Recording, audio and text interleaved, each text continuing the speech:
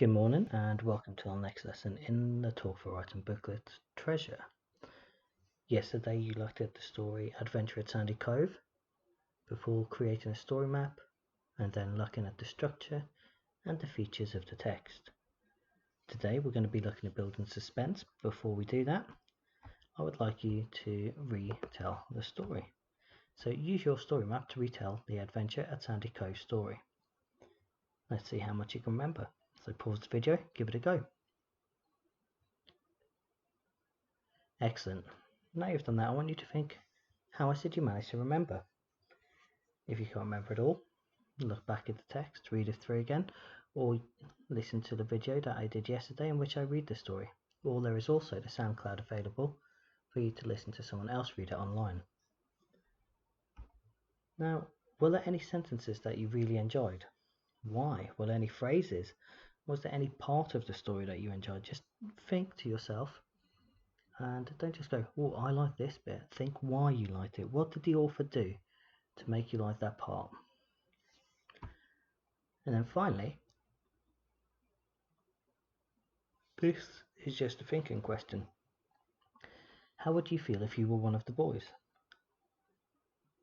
How would you feel at different parts of the story? So at the start of the story, you found something, you're feeling excited.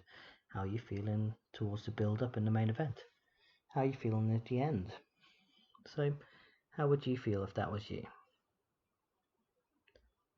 Right, now you've done that, we're going to start looking at creating suspense. So the first thing we're going to look at is what we call show not tell. And if you've ever been in one of my English lessons, that is one of the biggest things we aim for. Don't do the lazy thing. Don't just tell the reader how the character is feeling. Show them through their actions and how they react to a situation. So we're going to show them by what's happening to their body, maybe how they're talking, how they're moving, or how they treat people. So an example is Joe was scared. You might say, rather than telling them that Joe was scared, as let's be honest, any year 1 or year 2 can do that, instead show them how. So Joe froze. The hair on the back of his neck stood up.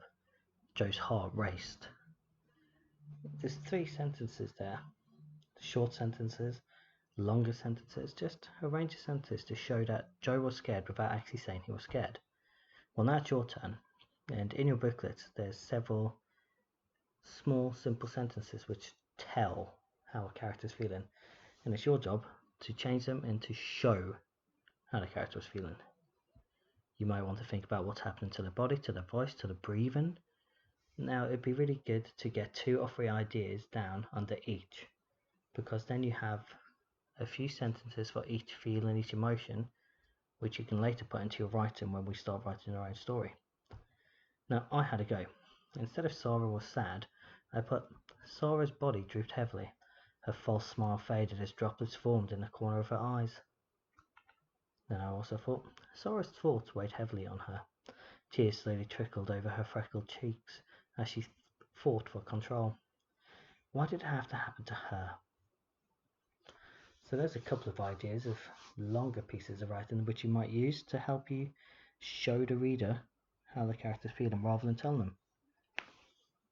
Now at this point you're going to pause the video and complete activity 4, and as soon as you're ready you're going to come back to me. Excellent, I hope you really enjoyed that activity of trying to create suspense through showing how the character feels rather than just telling. Now we're going to look at a deeper way of using empty words to create suspense. So just to think, which one do you think has more suspense? Which one makes your heart beat faster? Which one makes you a little bit worried? Is it the scary monster came up the stairs, or it crept up the stairs? Now hopefully you saw the second one is, and the reason is that we're hiding the threat from the reader. Now this means they have to imagine what it is, and every reader will imagine something different that is really scary for them. So, as I've said to many children before, one of the main reasons that humans are scared of the dark is because they don't know what's there. It's not the actual dark itself, it's just because they don't know what's lurking in it. And that's because we don't like the unknown. We like to know everything as humans. So when we leave it in a story to unknowns, that doesn't play well with our heads. We don't like it. So here's some empty words you might use. Someone, no one, it, figure, somewhere, nowhere, shadow, object, something, nobody, silhouette, premonition. They're a list of empty words that you could use. Now I had a go myself. So I wanted you to create a range of sentences, 5 or 6, that contain suspense. Use some of these words to create a feeling of tension and fear in the reader. So this is mine. As the boy rounded the corner, a dim light cast a shadow of a hunched figure in front of him. Slowly, it turns towards him. Deep eyes locked firmly on his. The creature's shoulders slowly stretched upwards until it created a towering silhouette. There was no escape now. Hopefully, in that you can see a dark, small corridor, almost not looked after. This figure just slowly rising up, just creating that sense of fear. So I want you to come up with some sentences which really build that suspense and that fear and that tension like this one has. So pause the video now and complete that activity. Then join me again for the final bit. Excellent, so hopefully you really enjoyed using those empty words and maybe use some of the show not tell from the previous activity we did to create a really suspenseful paragraph or range of sentences. Now what we're going to do is we're going to finish the lesson just by having a look at these sentences and identifying whether you think they are good at creating suspense. So the first one, Lenny was petrified as the monster was scary.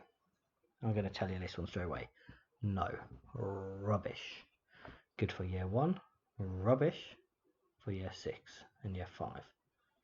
Lenny was petrified. Well, we're telling straight away. We're not even showing how he was petrified or how he reacted. We're just telling the reader as the monster was scary.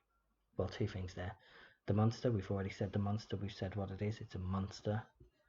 And it was scary. Well, that's a very, very, very average adjective. It's not a very deep adjective. It's not one that's really going to inspire some greater writing. So think about it, analyze it, and just see, have we used any of the features such as show not tell, short sentences, blank words? Then if you fancy an extension, what would be a good activity to do is to rewrite the sentences above and add in greater levels of suspense. So turn these sentences above into better sentences. And once you've done that, that is the end of the lesson. So thank you for joining me. I hope you've enjoyed it and hopefully I get to see some of your work. Have a great day.